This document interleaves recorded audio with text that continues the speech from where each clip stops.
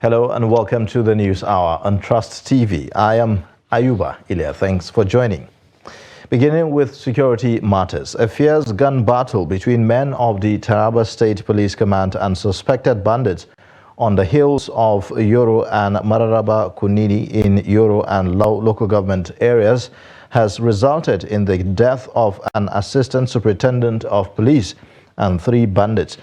The police public relations officer, Usman Abdullahi, confirmed the development to journalists, saying that the incident happened on Tuesday.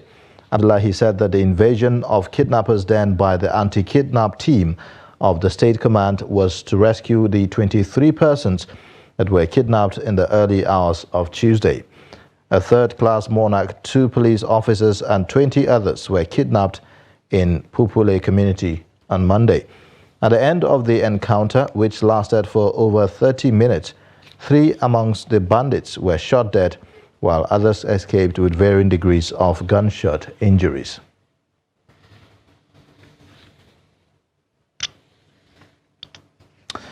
Joining us via phone is veteran journalist and security expert in the field of human security and counter-terrorism. To talk about this is Honorable Ben Adaji. Hello, Ben. So, good evening. Thank you so much for joining us on the News Hour tonight. You're welcome. All right. Now, what can you tell us about the recent police rescue mission after the abduction of Monday? Well, thank you very much. As you are aware, Taraba State is experiencing the worst security situation more than any other state in the country.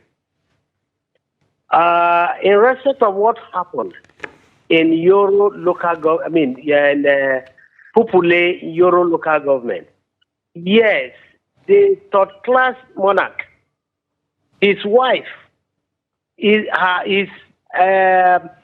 pregnant daughter, the police oddly attached to him, were all kidnapped along with about 20 others, amounting to about 23 of them. They were kidnapped by gunmen and taken to the hills. But today, there is a mixed blessing. That is the unfortunate and then the fortunate incident. The victims were rescued by the effort of the combined policemen and then the local vigilantes. But a police ASP, Nuhu, lost his life in the process. While 3 of the bandits were killed, 4 of them were also rescued. All right, Ben. So that is it. Yes. All right. So what can you tell us about the collaboration between the security agencies in dealing with this issue? Yes, we've seen that the police has responded swiftly, but what do we know about the inter-agency collaboration in dealing with this? Well, thank you very much. Yes, that is what everybody is clamoring for in Taraba State. The fact of the matter is that the collaboration has not been very, very effective because there has not been that synergy. Otherwise, we could have seen a very, very positive result in all the places. All over Taraba State, USA, local government, Taku, EB, GASO, and several all other local governments have been under threat. Let me tell you what. A district head was killed about 4 days ago in Serekin Kudu, EB local government area. And it has been on daily basis. You see a lot of kidnappings, cases of kidnappings and killings all over the place. In Usa local government, over 200 people were massacred and killed very recently. So what we are saying is that if there were collaborations within the security agencies and then the locals, vigilantes, well, I think this will go a long way. So, okay, but what efforts are the members of the public making, the vigilantes, for instance? How are they reacting to this, and what's the mood in the state? Yes, for now, I think there's a sigh of relief because with the coming of the new governor, Dr. Agbo Kef, he has been able to incorporate the local vigilantes into the fighting room of the security. Otherwise, in the past, there was nothing like that. So, since the coming of the local vigilantes, and then having synergy with the security agencies, the police, the soldiers, and the other security, well, we have been able to see some reasonable results. Right. For now, I can see that the governor has procured some vehicles for the vigilantes, and then they are also working hand in hand with the police and other security agencies. Okay. All right. Well, thank you so much, Ben Adaji, security expert and journalist, for joining us on the News Hour and sharing insight on this incident. We appreciate that. Thank you very much. All right. Now, moving on. Justice Inyang Eko of the Federal High Court, Abuja, has granted the request of the alleged terrorist negotiator Tukur Mamu to have access to his personal physician over alleged deteriorating health condition.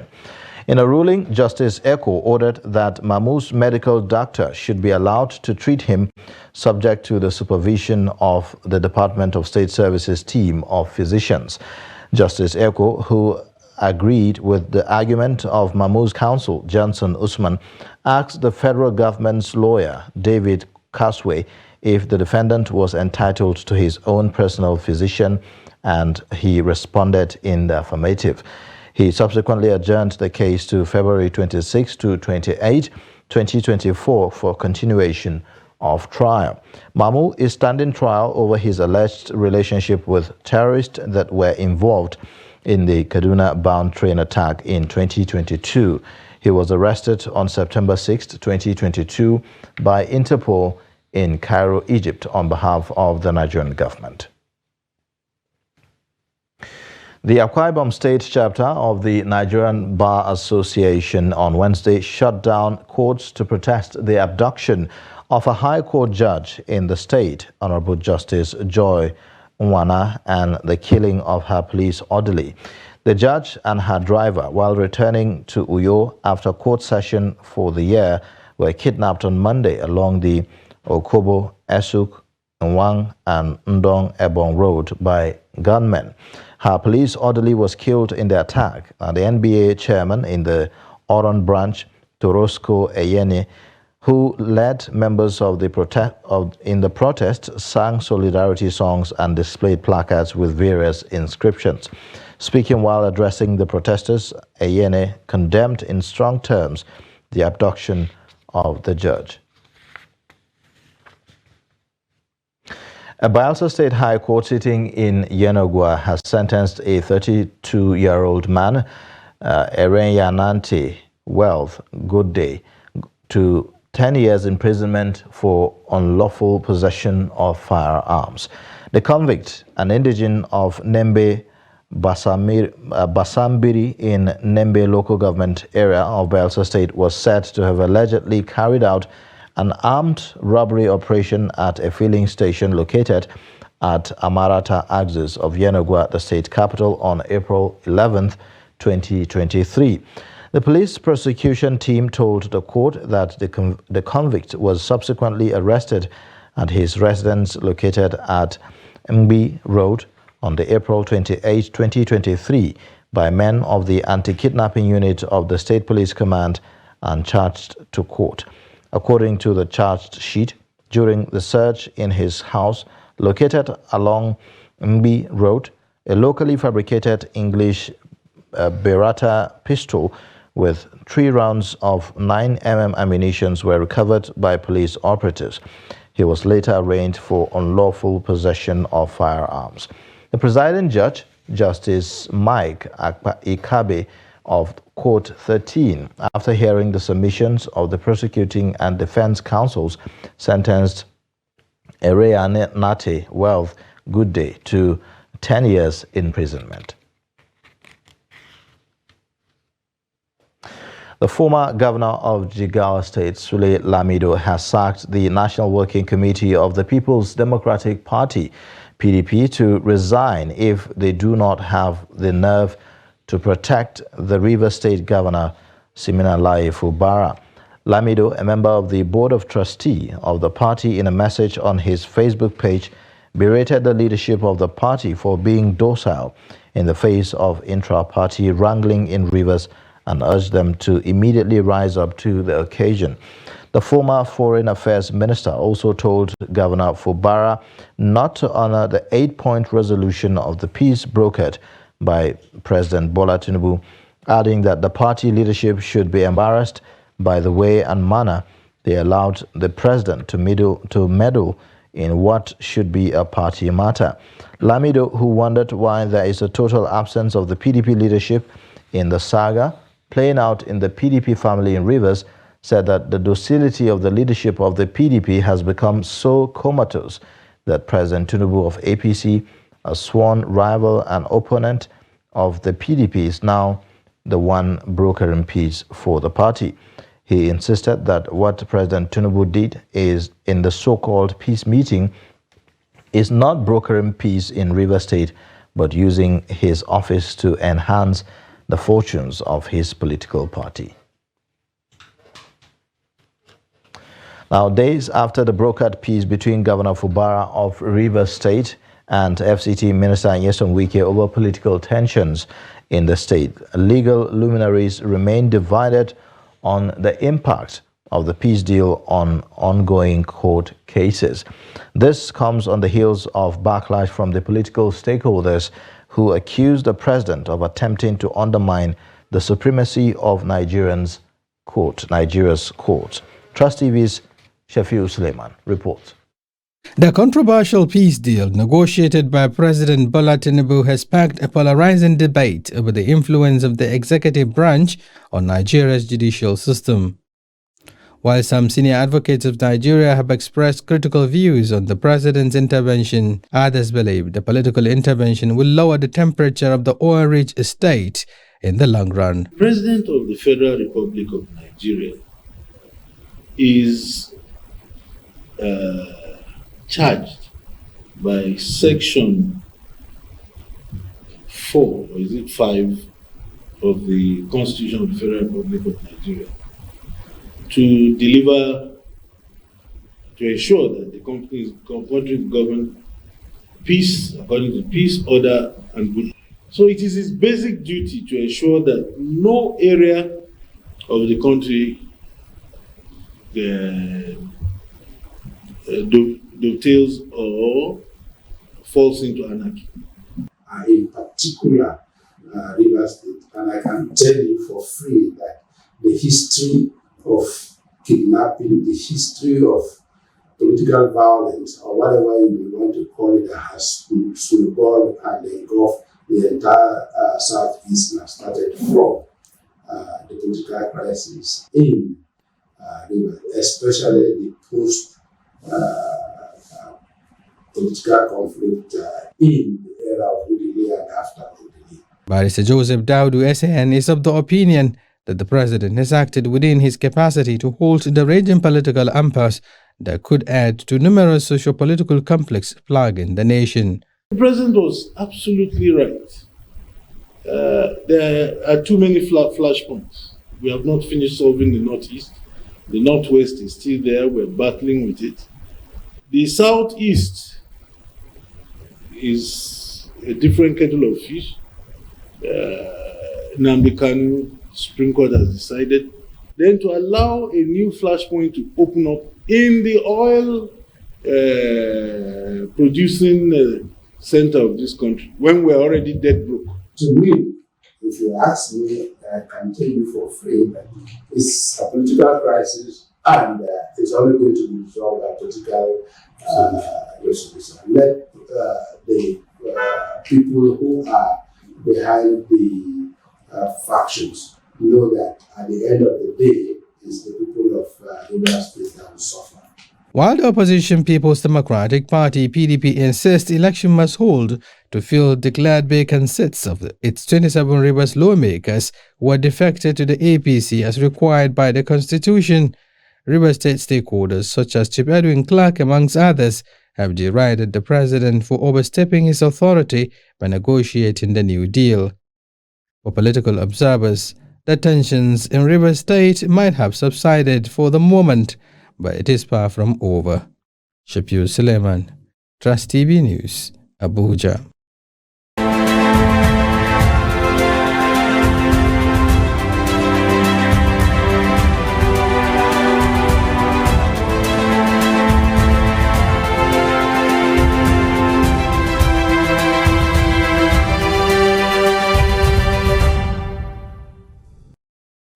All right. Now, President Bola Tinubu on Wednesday approved a 50% slash in price of interstate transport fare for Nigerians traveling during the Yuletide from Thursday, December 21, 2023 to January 4th, 2024.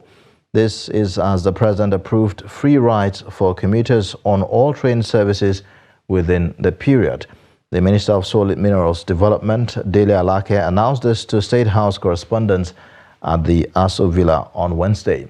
Now, Alake says that Nigerians willing to travel can board public transport via minibuses, luxury buses at 50% discount of current cost, and all train services on the route trains currently serve at zero cost on their travels this holiday season.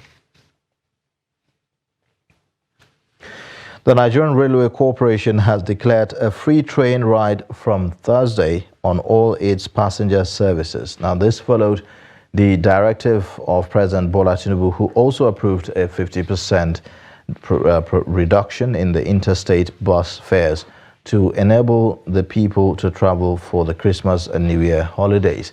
The NRC, in a statement, said following the president's directive, it will commence free train service on its entire passenger services from Thursday, December 2023 to Thursday, January 4th, 2024, both days inclusive.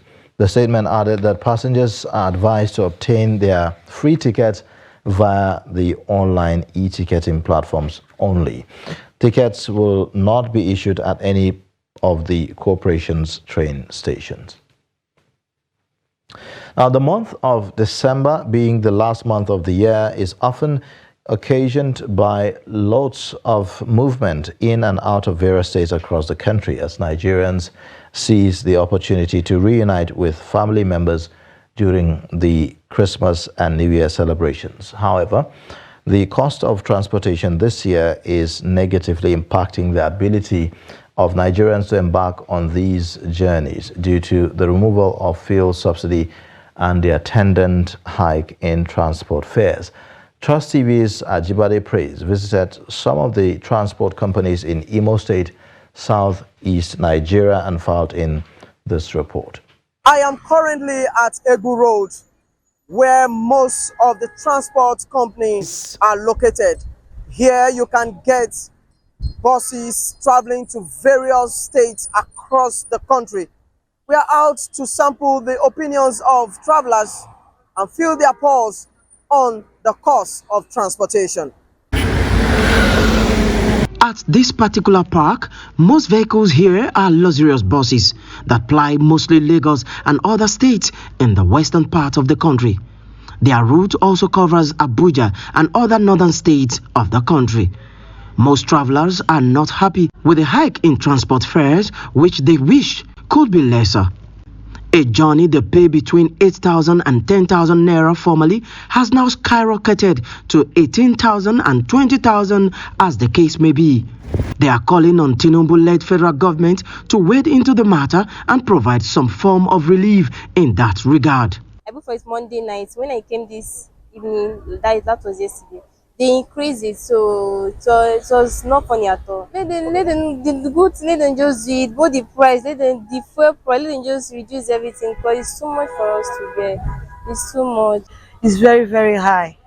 Some of the people, some of the individuals, they are finding it very difficult to travel home to celebrate Christmas. Without money, without capital, you cannot travel. Even though people that have it, they are paying through their nose because they can feel the difficulties now. I'm pleading, sincerely from the depth of my heart, I'm pleading the government should please look into this. I'm not really comfortable because with the current price now, as even it was before, with the amount I used to come back from, and I've never reached my destination. Oh.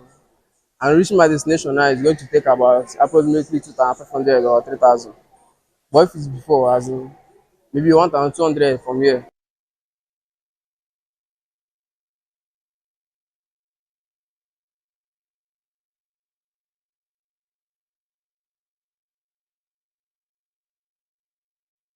Going to Onitsha, there's some bad news.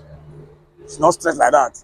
So when you get to before Benin, no, that Ekwoma area, bad road. So when you get to Benin, same thing, they are managing to do the road. So it's not A driver, all straight like Chibuike that. Onyema, lamented the deplorable condition of Nigerian roads, which he noted contributes to the cost of maintaining their vehicles, in addition to the cost of petrol. Right now, you can see how scanty most of the seats are. This is because many of them are staying away from traveling because of the high cost of transportation.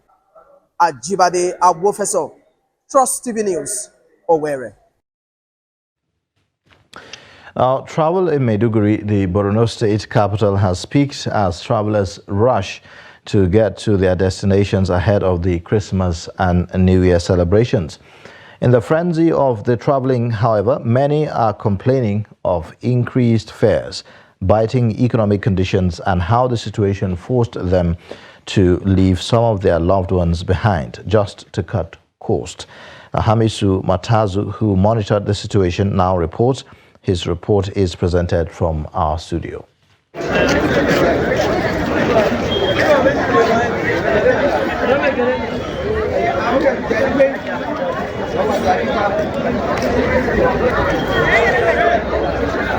What's your name? My name is Titus Popona. Titus. Where are you traveling to? I'm traveling to Adamawa. Adamawa. Yeah. So how is the traveling? How is the transport fare this time around? It's 9,000. 9,000 to Yola. To Yola. Yeah. How much were you paying before? I was paying 6,000. 6,000 naira. Yeah. So it's a bit high.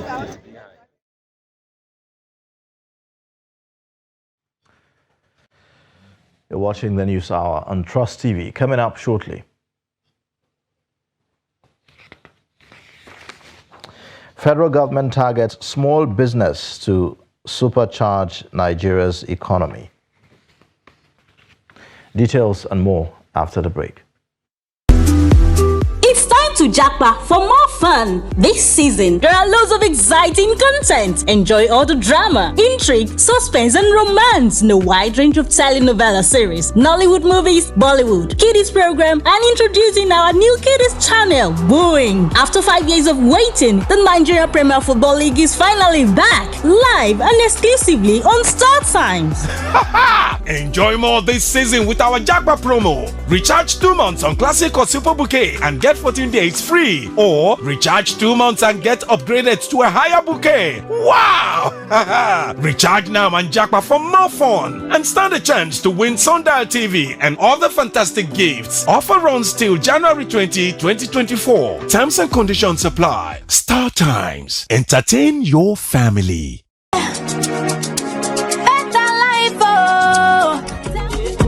That's right, you too could be one of the 20 Zenith Bank customers that will win 150,000 Naira every 2 weeks from June 1st, 2023 until May 31st, 2024 in the Zenith Better Life Promo 3. To qualify, simply open a Zenith Bank account. For more information, visit www.zenithbank.com/betterlife. Live the better life with Zenith Bank. It is a big shame, as far as I'm concerned, that for 3 years, the Nigerian state has failed to give hope to the people of the Niger Delta. The Nigerian government and the oil companies don't care about Nigerians. All they ever care about is the resources being extracted from the area. This is why life expectancy in the Niger Delta is at an abysmal 41 years, one of the lowest anywhere in the world. Within 3 years to this time now, no more away again.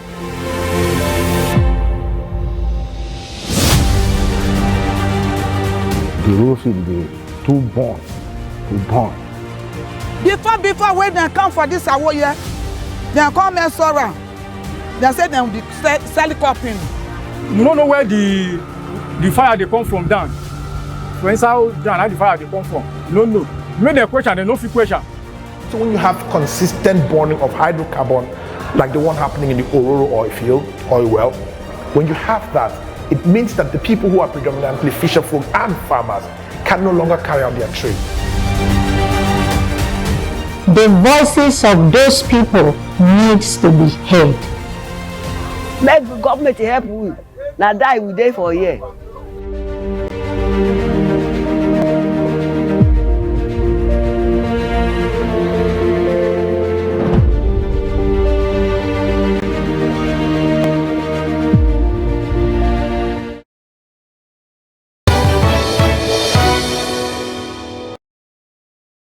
Thanks for staying with us. You're watching the News Hour on Trust TV. Here's a reminder of our main stories. Police neutralized 3 kidnappers as rescue mission of abducted monarch and others continue. Plus, federal government announces subsidized transport for holiday season as fare prices surge.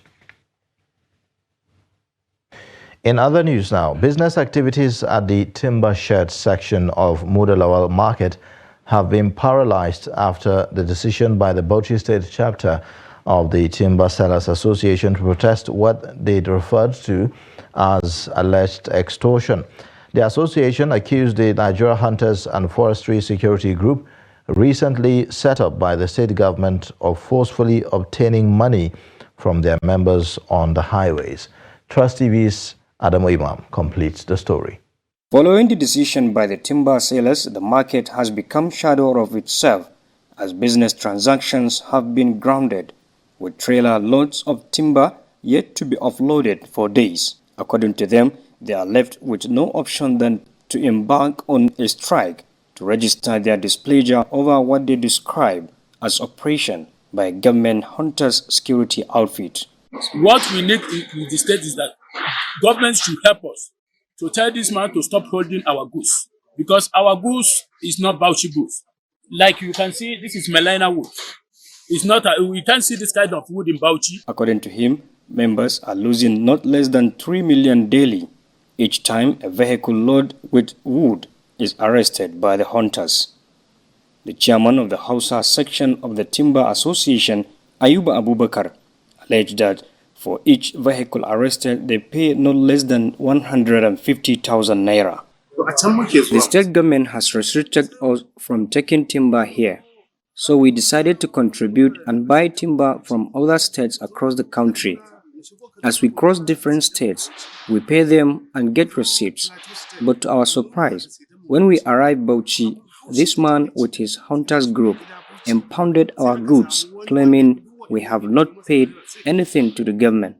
When contacted, the leader of the Nigerian Hunters and Forestry Security outfit, Umar Shai, disagreed with their claims, saying they were baseless. Government has warned these people on several occasions, but they won't listen. Sometimes they present fake receipts, claiming they have paid the necessary levies and collected receipts from other states of the Federation. Government cannot shy away with its responsibility.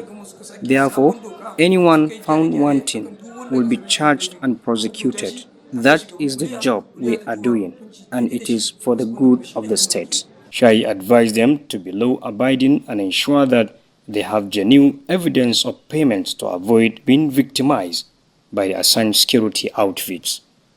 Adam Imam, Trust TV News, Bauchi.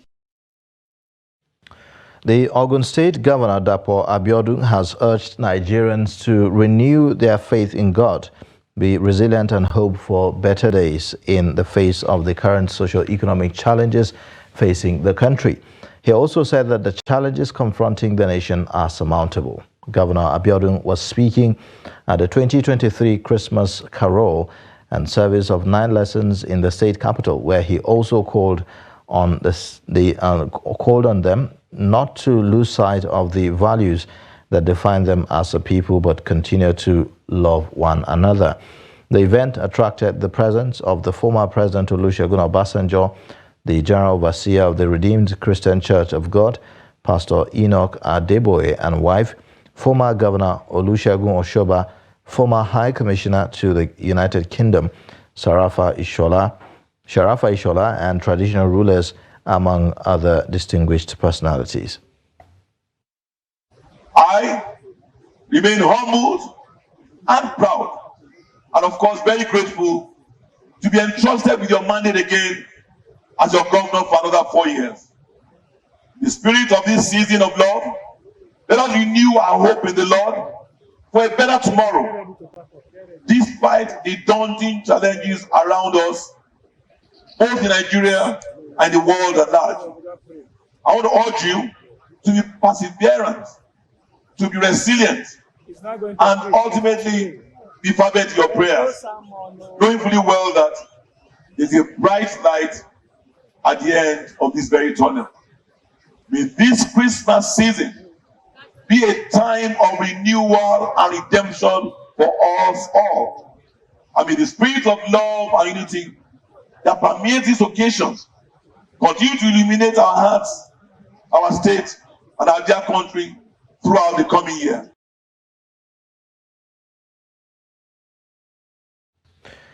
A former Minister of Labour, Employment and Productivity, Simon Lalong, has been sworn in as the senator representing Plateau South Senatorial District. He was sworn in on Wednesday by the Senate Clerk, Chinedu Akubueze, at the commencement of plenary presided over by the Senate President Godswill Akpabio. The report. Accompanied by the National Chairman of the All Progressives Congress APC, Lalong took the oath of office and allegiance. Lalong's inauguration followed his resignation from the Federal Executive Council, where he served as Labour Minister for about 4 months. Oath of allegiance. I, Simon Bako Lalong, do solemnly swear that I will be faithful and bear true allegiance to the Federal Republic of Nigeria, and that I will preserve, protect, and defend the Constitution of the Federal Republic of Nigeria. So help me God. Lalong, previously appointed as a minister and having served as the Director General of the Tinubu Presidential Campaign Council, tendered his resignation following the tribunal's verdict to take up the senatorial seat as the lawmaker representing the Plateau South Senatorial District in the National Assembly.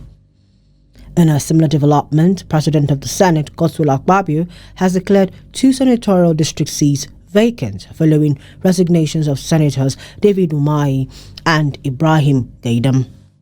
The appointments of Minister of Works David Umahi and Minister of Police Affairs Ibrahim Gaidam in August had rendered the 2 senatorial zones without senators.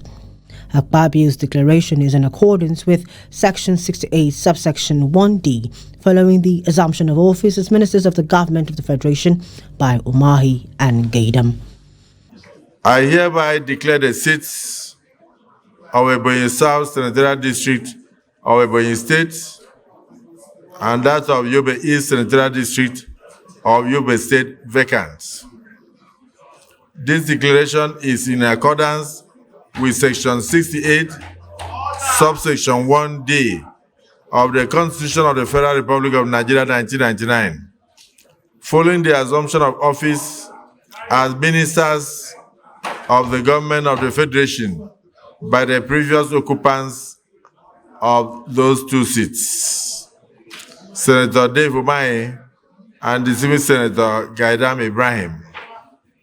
The Independent National Electoral Commission, INEC, may therefore wish to commence the process of conducting by-elections to fill the vacancies immediately.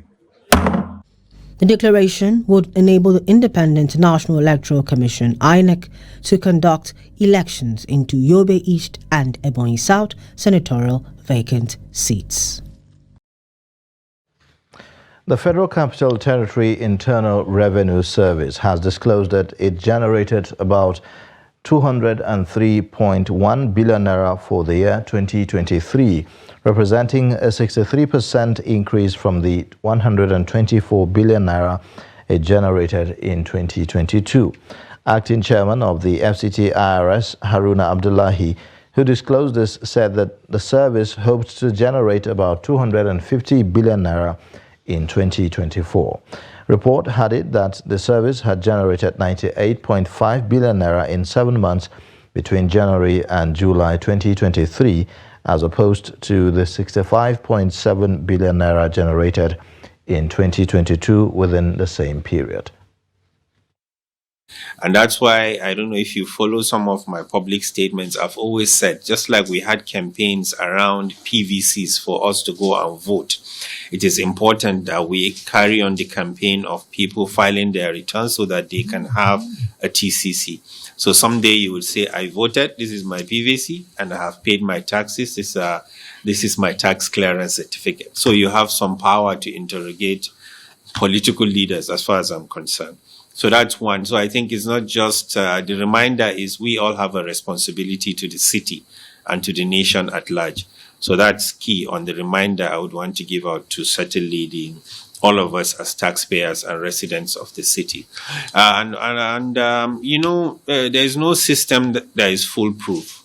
And we have also, our offices have been open. I think we just issued out a communication now for the general public to communicate directly to the executive chairman in the event that they go to any of our offices and there is some kind of a problem or somebody is trying to shortchange them in terms of our staff.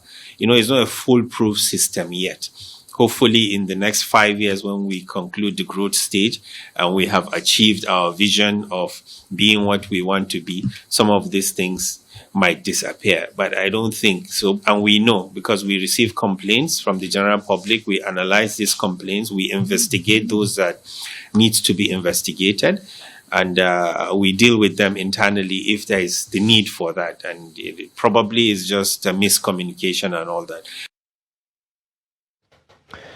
The federal government says supporting small and medium enterprises is crucial to its agenda of creating an enabling environment for businesses to thrive in the country.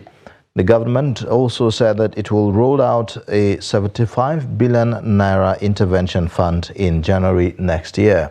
Vice President Kashim Shettima disclosed this at the inauguration of the Small and Medium Enterprises Development Agency of Nigeria, SMEDAN corporate headquarters. Trust TV's correspondent Chamuk Dabe reports. Vice President Shettima, who emphasized the importance of micro, small and medium enterprises as the bedrock of national development, said the Tinubu administration is prioritizing effective intervention that will re-energize small businesses in Nigeria. It resonates deeply within our economic revitalization plan. President Tinubu's focus on job creation, capital accessibility, economic growth, and poverty eradication form the very skeleton of our strategy to reinvigorate the economy, and inevitably this path demands tough decisions, yet ones essential to our success. Notably, our partnership with the Bank of Industry to unveil a 75 billion naira single-digit interest rate loan accessible to Nigerian MSMEs as of January 2024 is a pivotal stride.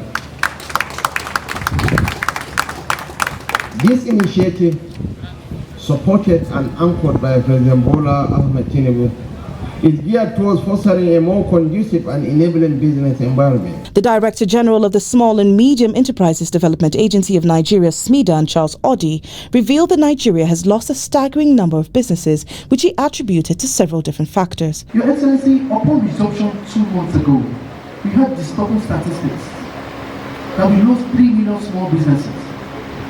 When we conducted the first statistics, there were 41 million small businesses. Right now, there are about 39 million small businesses. And the statistics show that the result of that loss constitutes 5 major things. The first one is insecurity, and we began to address it. We met with the IG of police, and almost immediately has given us his commitment for security of lives and properties for small businesses across Nigeria. 48% of the nation's GDP is contributed by SMEs. Stakeholders say the protection and growth of the business sector is imperative to national development. Chamun Dabeng, Trust TV News, Abuja. Now, we'll be taking a short break, and then when we return, the news hour continues. Join us again. Should I keep quiet? And then we kept saying, can't we teach these people basic business, not hustling? Teach our people entrepreneurship, not hustling. Go to China, Guangzhou, different districts. They can turn fair. Am I saying what you don't know? So this about this thing. Yeah, but this time around we're talking about appointment of ministers, where there is an express provision in the constitution as regards that. Let's come to appointments. You know, it is the status of FCT that the constitution has made is too complicated for people to understand. However, if you are to go backwards and do a kind of audit, you will be shocked to find that the resources so far expended on the SDGs far outstrips the achievements face to face. Most of the time when you are involved, it's difficult for you to draw back and have a holistic view. Because what?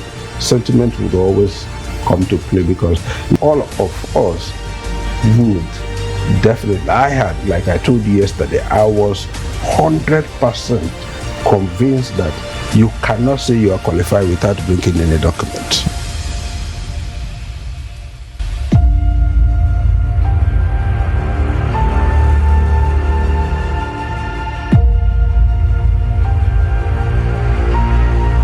Human beings know what is right.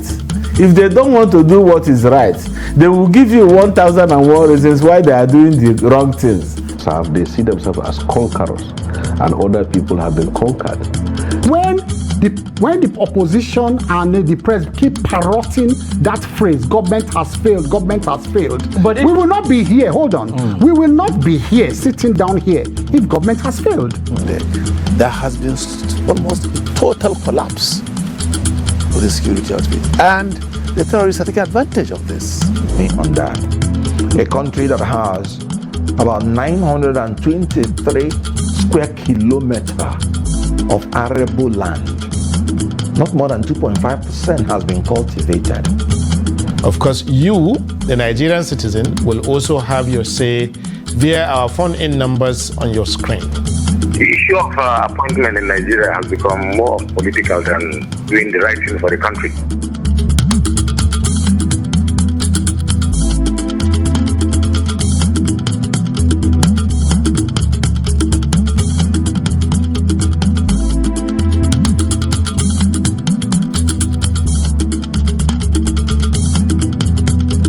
This is Africa Update on Trust TV. I am Ayuba Ilya. Thanks for joining.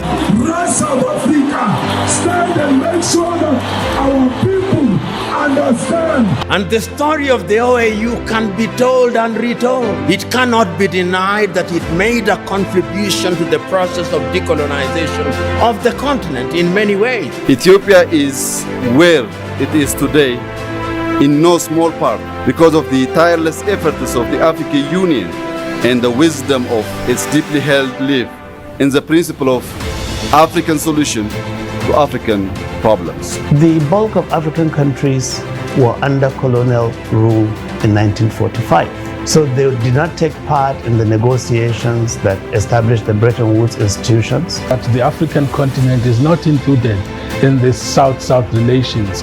And therefore, our objective is to ensure that the Africa Free Trade Agreement is actually implemented. And the BRICS countries, all of them are trading with Africa. And we know that there are resources in Sudan, especially in Darfur. And that is why Darfur has been on the front burner for a long time. So Cameroonians are anxious, Cameroonians are impatient, Cameroonians are like, oh, many of the guys are not talking today. You can read it all over the social media. Egypt has officially declined to accept fleeing Palestinians for fear that the more Palestinians you accept across the border into Egypt, the more trouble there may be for the country in the nearest and farthest future.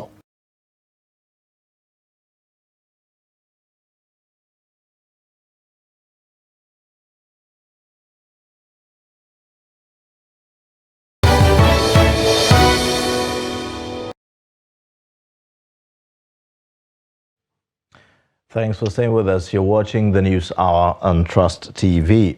Now, away from Nigeria, Democratic Republic of Congo was holding presidential and legislative elections on Wednesday after a chaotic campaign marred by opposition allegations of fraud, electoral violence, and logistical setbacks that could prevent many from voting. At stake is not just the legitimacy of the next administration. Congolese election disputes often spark violent unrest with potentially far-reaching consequences. Congo is the world's third largest copper producer and the top producer of cobalt, a battery component needed for the green transition. In the eastern cities of Goma and Beni, some people struggled to find their names on voter lists, which were only made available at their polling stations on Wednesday morning, according to Reuters witnesses. In Bunia, also in eastern Congo, security forces fired warning shots to disperse protesters after a voting center was vandalized and kits destroyed, a Reuters reporter said. Now, a provincial election commission official told journalists that people displaced by violence in the region had protested because they wanted to vote in their hometowns. And in the U.S., the Colorado Supreme Court on Tuesday disqualified former President Donald Trump from the ballot in the state's presidential election next year over his role in the January 6, 2021 attack on the U.S. Capitol by his supporters. According to Reuters, the ruling makes Trump the first presidential candidate in U.S. history to be deemed ineligible for the White House under a rarely used provision of the U.S. Constitution that bars officials who have engaged in insurrection or rebellion from holding office. The news agency added that the court concluded that the U.S. Constitution bars the front-runner for the Republican nomination in 2024 from appearing on the ballot because of his role in instigating violence against the U.S. government. The ruling applies only to the state's March 5th Republican primary, but its conclusion will likely also affect Trump's status for the November 5 general election. Non-partisan U.S. election forecasters view Colorado as safely Democratic, meaning that President Joe Biden will likely carry the state regardless of Trump's fate. The death toll from the relentless and severe floods in Kenya, spurred by an unusually active rainy season linked to the El Nino weather phenomenon, has risen to 174 following the confirmation of 6 additional flood-related fatalities. According to Kenyan radio station Capital FM, the recent casualties occurred due to a landslide in central Kiambu County and the flooding of a gold mine in southwestern Migori County. The International Federation of Red Cross and Red Crescent Societies highlighted that the flooding has destroyed numerous rural homes, displacing thousands of individuals. Additionally, vast stretches of farmland have been submerged and livestock losses due to drowning have been reported. Many of the worst affected regions, relying heavily on herding for sustenance, are still reeling from the aftermath of the most severe drought experienced in the area in 4 decades. Now, time to take a look at sports updates with Adeni Ajishafe.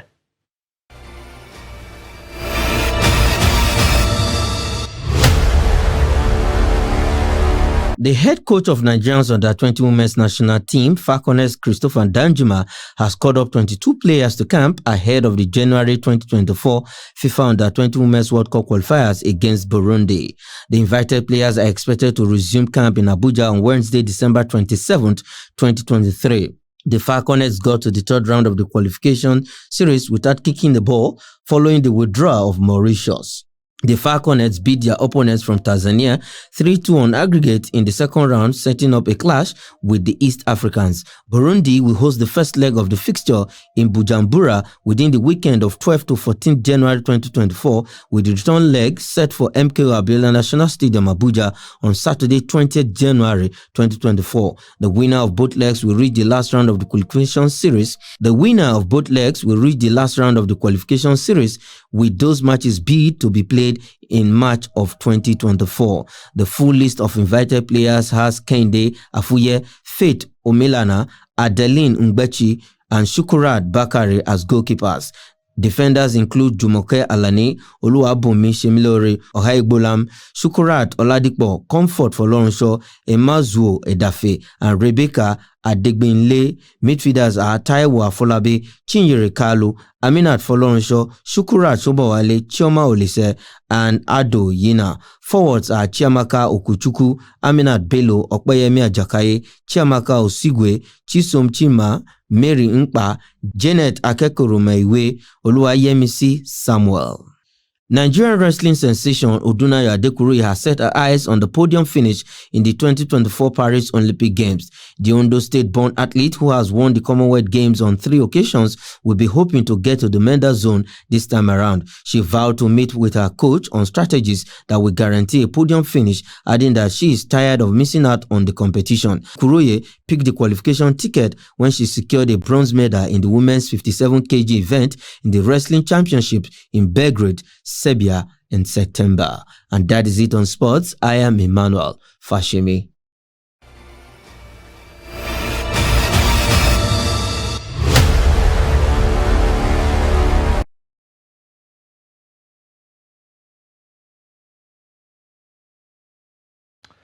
All right, now before we round up the news, here is a look at our key cap. Nigeria has undertaken one of the largest vaccination efforts against HPV ever in a fight against the virus responsible for nearly all cases of cervical cancer. Take a look.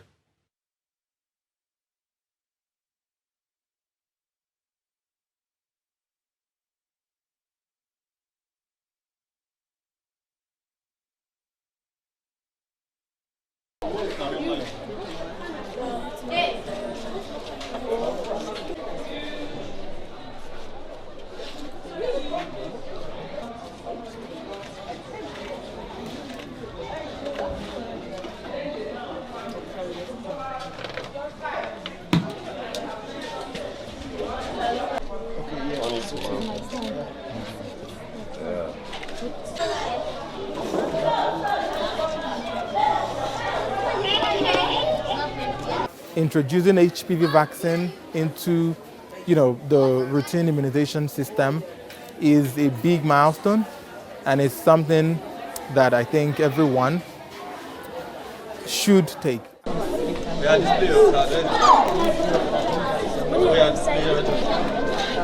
Bye-bye.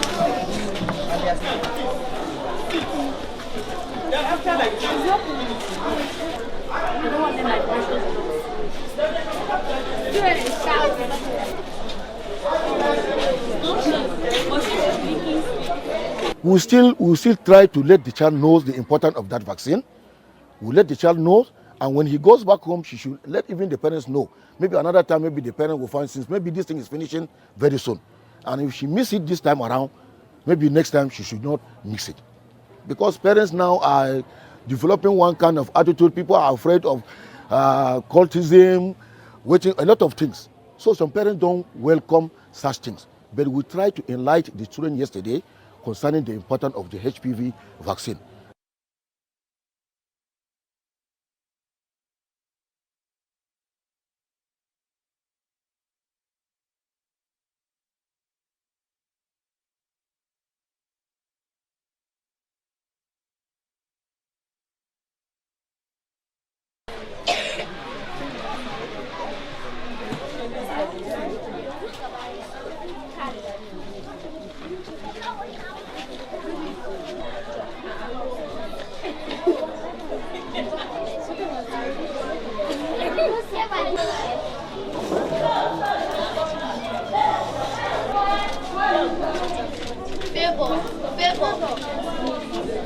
so the response we're seeing is quite positive, though sometimes not exactly how we expect it to go, but we're seeing a largely positive response from community members, from schools, from parents, especially from the educated ones. We're seeing a lot of good response because they know what this means.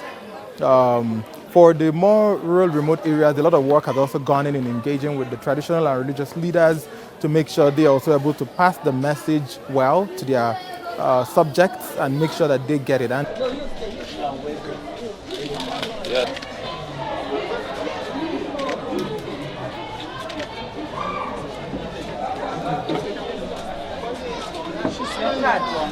she's coming. 8 October 20.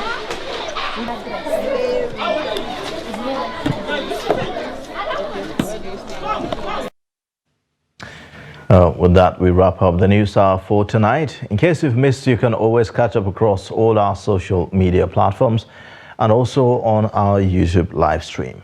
I am Ayuba Ida. Thanks for watching.